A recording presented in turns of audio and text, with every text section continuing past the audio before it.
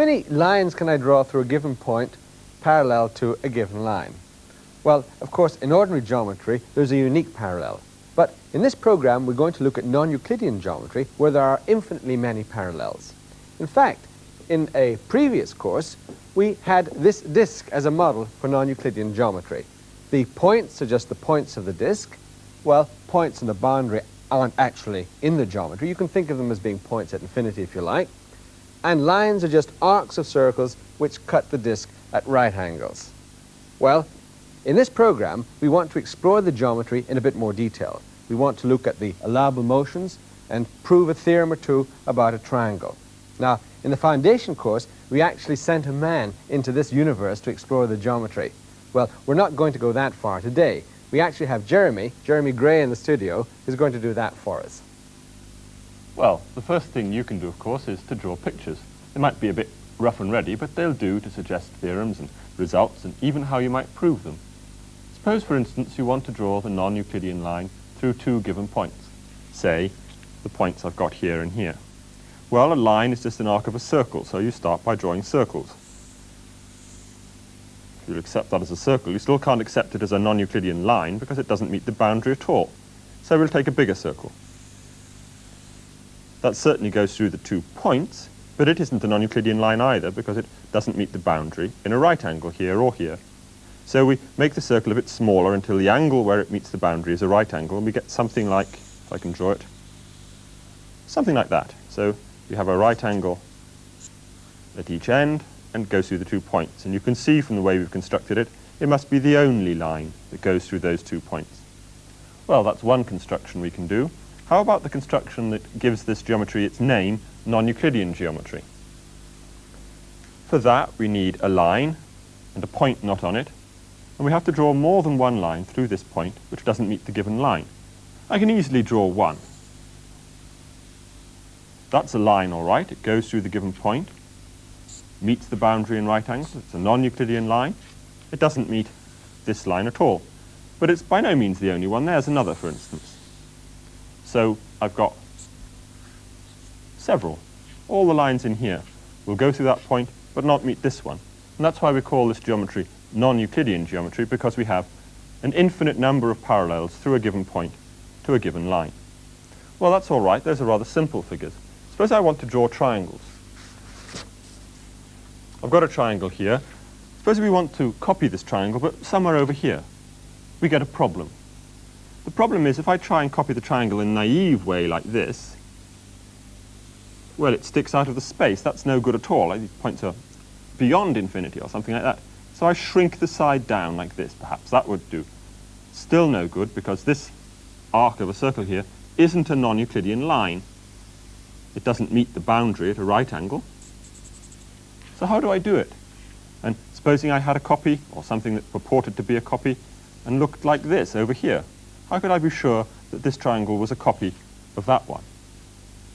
I can't be sure, but it's a problem we've met in lots of other geometries. It's a problem you have in Euclidean geometry. We solved it in Euclidean geometry by saying what we meant by congruence of triangles. One triangle was congruent to another if there was an allowable transformation that turned one triangle into another.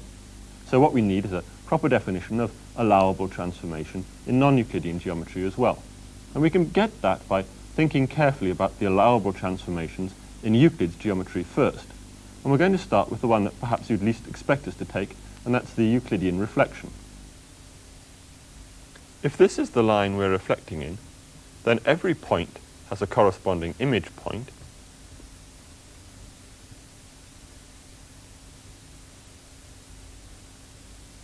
The image of a line is a line, and angles correspond to equal angles.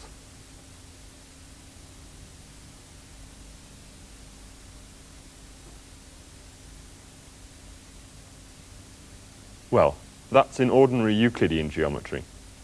In non-Euclidean geometry, lines look like arcs of circles. So maybe we ought to think about some kind of reflection in arcs of circles. Well, this non-Euclidean reflection must send points to points and arcs of circles to arcs of circles. and we'll see later on we'll want it to send angles to equal angles. As it happens, there's a transformation in classical Euclidean geometry which does exactly that. It's called inversion in a circle.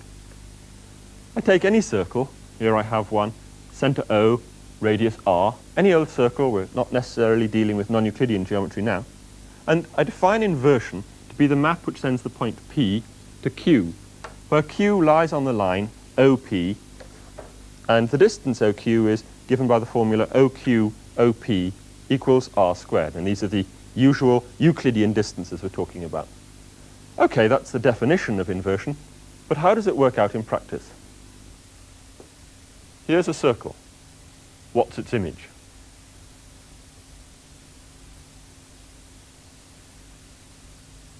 The image of a circle is another circle.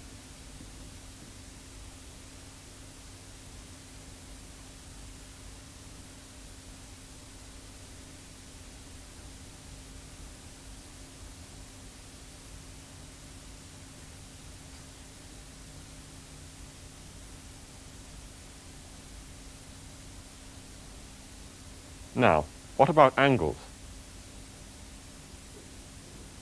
These two lines meet in a right angle.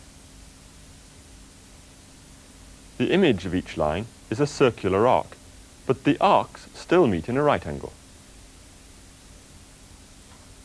And when we move the angle about, the image is still a right angle.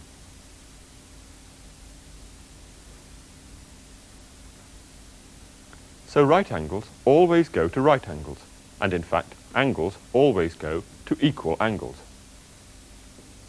Well, we introduced inversion in order to get something like Euclidean reflections, but in the context of non-Euclidean geometry. So what we have to look at is inversion in a non-Euclidean line. That is, for example, in this line, where this is an arc of a circle meeting the boundary at right angles. And I have to be sure, first of all, that inversion does send the disk to itself. Now, it's enough in order to prove that to show that it sends the boundary circle to the boundary circle. And we can prove that quite easily. This point here, under inversion in the non-Euclidean line, is left alone. And this point here stays put as well. What about the boundary circle itself? Well, it's sent to a circle, because circles go to circles. And it's sent to a circle meeting this non-Euclidean line at right angles, both here and here. But there is only one circle which meets this circular arc in right angles at these points, and that's the boundary circle itself. So the boundary circle is mapped under inversion in this arc to the boundary circle, and with it the disk is mapped to the disk. So reflection in this line does map the disk to the disk. But what does it do to figures in the disk? Here's a non-Euclidean triangle.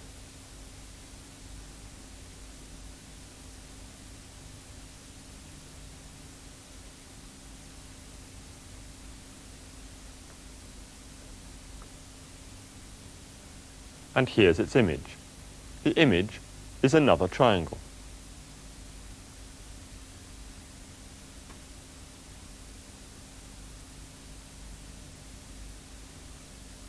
When we move the line we're inverting in, the image triangle moves as well.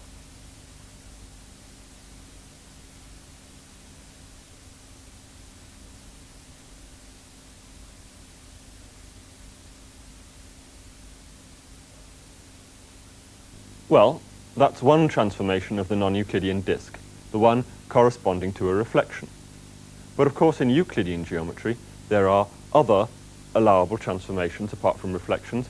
There are the translations and the rotations, and indeed those are the rigid body motions in Euclidean geometry. Now, perhaps you recall we can get the translations and rotations in Euclidean geometry by combining reflections, and if we can see how to do that, we can perhaps get some clues to how to define translations and rotations in non-Euclidean geometry too. So let's look more closely at Euclidean reflections. Suppose we have two parallel mirrors. Then the image of the triangle in the first mirror is here,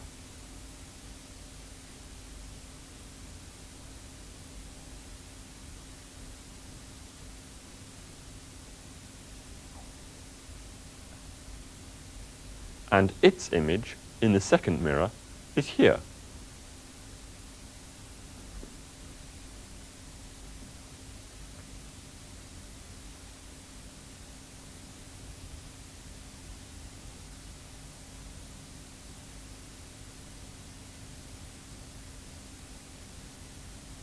Now, if you translate one of the mirrors, you translate the final image triangle.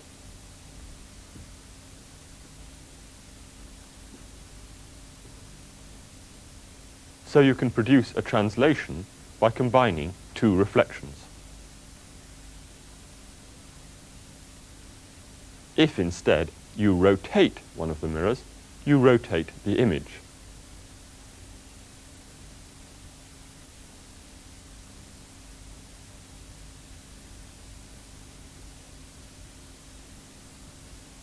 So you can also get a rotation by combining two reflections.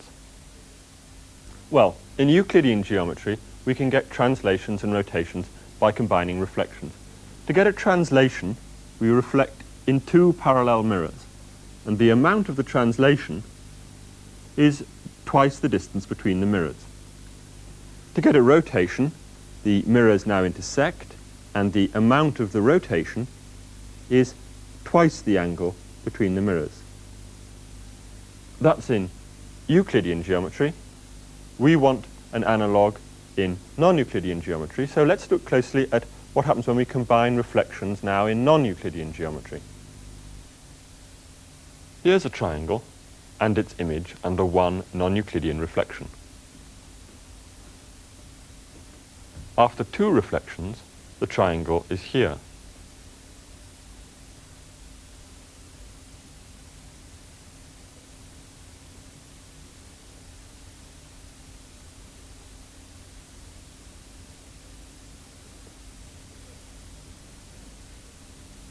And since the mirrors don't meet, we call this motion a non-Euclidean translation.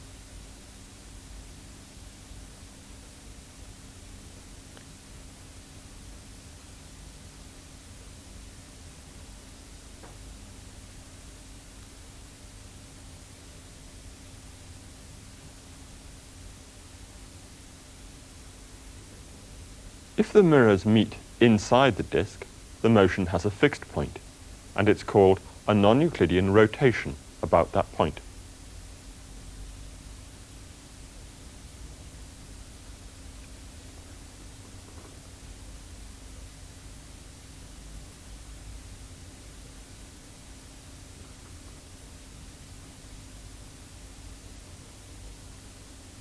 And if the mirrors meet on the boundary, the motion is something new and peculiar to non-Euclidean geometry. It's called a limit rotation.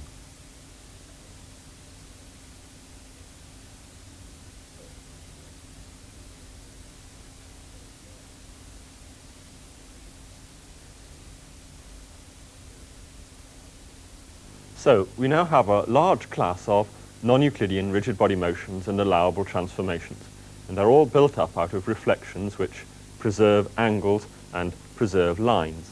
So we can now say what congruence is in non-Euclidean geometry. Two triangles are congruent if one can be superimposed exactly on the other by some allowable transformation. In particular, when two triangles are congruent, they will have corresponding angles equal. And this solves the problem with which we began, because we now know how to copy triangles. We simply make a congruent copy by some kind of motion. Well, this solves the problem with which we began and enables us to start work proving the theorems in this geometry. And the theorem we're going to prove concerns the angles and the area of a triangle. Here's a triangle with angles alpha, beta, and gamma, and the very startling theorem tells us that the area only depends on these vertex angles. In fact, the area is proportional to the sum of the angles subtracted from pi. This is called the angular defect, because it is a fact that for these triangles, the sum of the angles is less than pi. Well, before we prove that rather amazing theorem, let's convince ourselves that, in fact, the sum of the angles of these triangles is less than pi. Well, here I have a triangle, and of course it's not really obvious that the sum of the angles is less than pi. But by an allowed motion, in fact, a translation in this case, I can translate the vertex to the center of the disk. And now, because two of the sides are straight, we can actually compare that triangle with a Euclidean one superimposed, whose angle sum is pi, and it's quite obvious that the sum of the angles in this case is less than pi. So that's pretty clear that the sum of the angles is less than pi. Now, what about the theorem concerning the area? Well, to prove that theorem, we're going to have to use what we call asymptotic triangles. Well, this is an asymptotic triangle. Well, it's not much to look at, actually, but if you look carefully, you'll see that this vertex is actually on the boundary of the disk. That means it's not really in the space at all. It's really at infinity. But we'll call it an asymptotic triangle. Singly asymptotic, in fact, because it's got one vertex on the boundary. Of course, we could consider doubly asymptotic triangles with two vertices on the boundary, and trebly asymptotic triangles with three vertices on the boundary. And we're going to use these asymptotic triangles to prove our theorem about area. And we're going to start off by showing that for these doubly asymptotic triangles, the area only depends on this vertex angle. Here's a doubly asymptotic triangle with one vertex at the center of the disk. We suppose its angle is alpha. Then any other doubly asymptotic triangle with the same angle alpha will be congruent to it. Just translate the vertex to the center of the disk and then rotate until the triangles coincide. So if any doubly asymptotic triangle has angle sum alpha, then we write its area as f of pi minus alpha. Now, to find out more about this function f, we're going to have to look at these trebly asymptotic triangles. Remember, a trebly asymptotic triangle has each vertex actually on the boundary, and so the angle at this point is actually 0, and the angle sum is 0. Now, what we're going to have to assume, we actually prove it in the text, is that all these trebly asymptotic triangles have the same finite area, capital T. T for trebly asymptotic. In fact, they're all actually congruent, but we don't need that. Now, what we're going to do is we're going to express T in terms of the function f. And we're going to do this by building up a trebly asymptotic triangle in terms of doubly asymptotic triangles. This doubly asymptotic triangle has area f of pi minus alpha.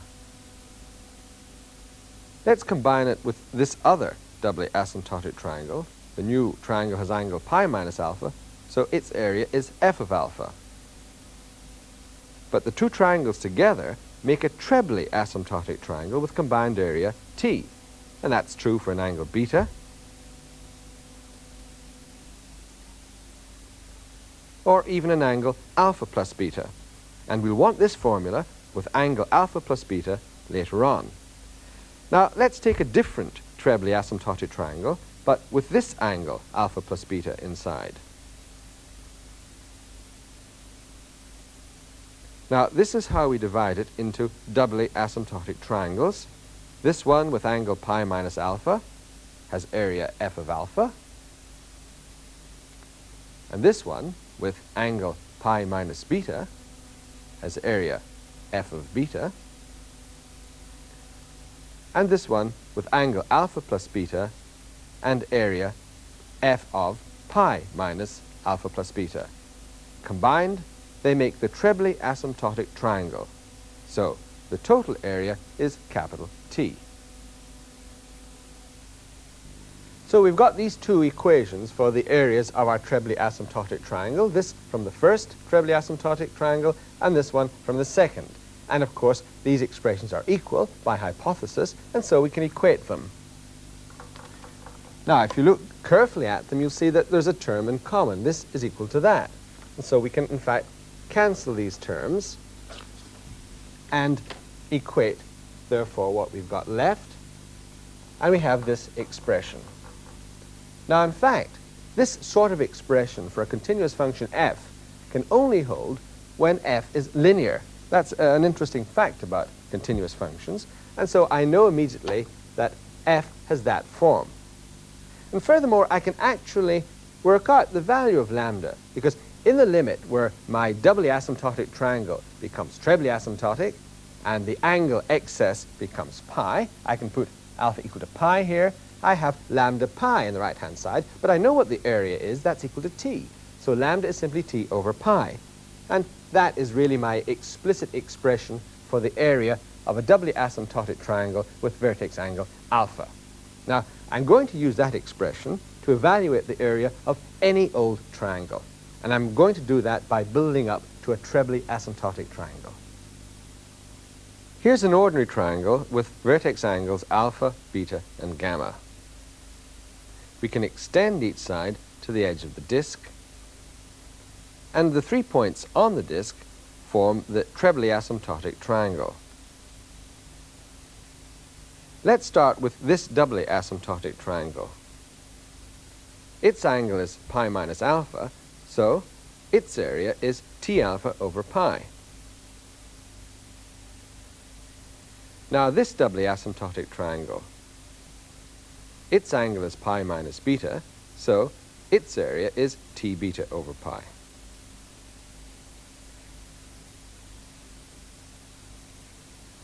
And this one has angle pi minus gamma, so its area is T gamma over pi. Finally, this is the triangle we started off with area A. Together, they make up a trebly asymptotic triangle, and so the total area is T. And here's the equation we get. The area of the trebly asymptotic triangle is the sum of the areas of these three doubly asymptotic triangles plus the area A of the ordinary triangle that we're trying to find. So let's rearrange by putting A by itself. And you see T is a common factor, so we get A is proportional to this expression, which is the angle sum taken away from pi, the angular defect. Well, that's really a marvelous result. There's nothing like it at all in ordinary Euclidean geometry, where the area of a triangle bears no relationship whatsoever to its angular sum.